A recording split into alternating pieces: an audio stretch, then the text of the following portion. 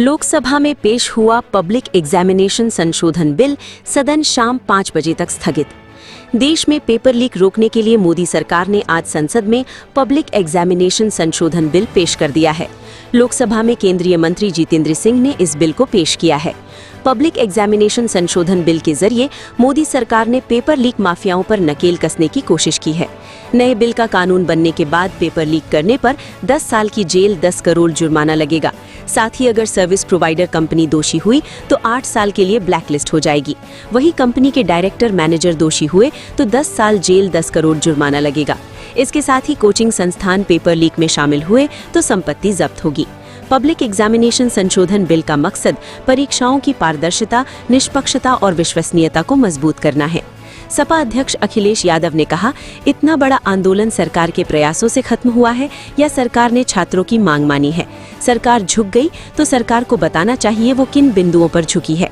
Lok Sabha speaker Om Birla ने सरकार और विपक्ष को पब्लिक एग्जामिनेशन अनुचित साधनों की रोकथाम संशोधन बिल 2024 पर चर्चा करने के लिए आम सहमति बनाने के लिए शाम 5 बजे तक का समय दिया है। इतना बड़ा आंदोलन सरकार के प्रयासों से खत्म हुआ है या छात्रों की मांग मानी सरकार, झुक गई सरकार, तो सरकार को बताना चाहिए ना किन बिंदु पे झुक गई सरकार। सरकार बातचीत करने के लिए तो तैयार है। नहीं, सरकार किस बिंदु पे झुकी है ये तो बात पता लगे ना देश को। सदन में ये बात तो आए। सर आज 6वां दिन है, आप लोग सवाल 6 दिन का नहीं है। सवाल इतना बड़ा है कि नीट में बच्चों की जान चली गई।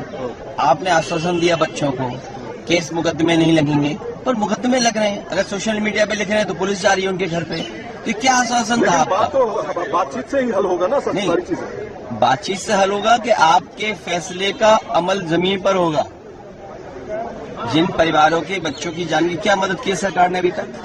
क्या कोई स्टेटमेंट आया कि आपके चैनल पे चला क्या ये बात कि उनके परिवारों को ये मदद करने जा रही है सरकार? और ये कहा कि मुकदमे नहीं लिखे जाएंगे, मुकदमे तो लिखे जा रहे हैं। बिहार में देखिए कितने बच्चों को जेल भेज दिया गया। बिहार में AK-47 और हाँ, AK-47 एक की जान चली गई सुनने में आ रहा है। कई लोग घायल हैं।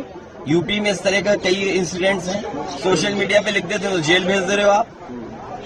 सर वो ऐसे कह रहे हैं, आपसे बातचीत करने के लिए कह रहे हैं कि विधानसभा चुनाव से अरे मैं सुबह भी बता गया तो फिर क्यों बता रहा हूँ? 5 बजे चल जाएगा सदन, क्योंकि स्पीकर ने कहा कि 5 बजे तक एक बार बात कर लीजिए। बात परीक्षा से नहीं, बात नियत से होता है जी। पूरा एग्जामिनेशन और पूरी एजुकेशन और यूनिवर्सिटीज किसने बर्बाद की? यूनिवर्सिटीज, एजुकेशन और एग्जामिनेशन, उनको बर्बाद करने की जिम्मेदारी किसने निभाई है?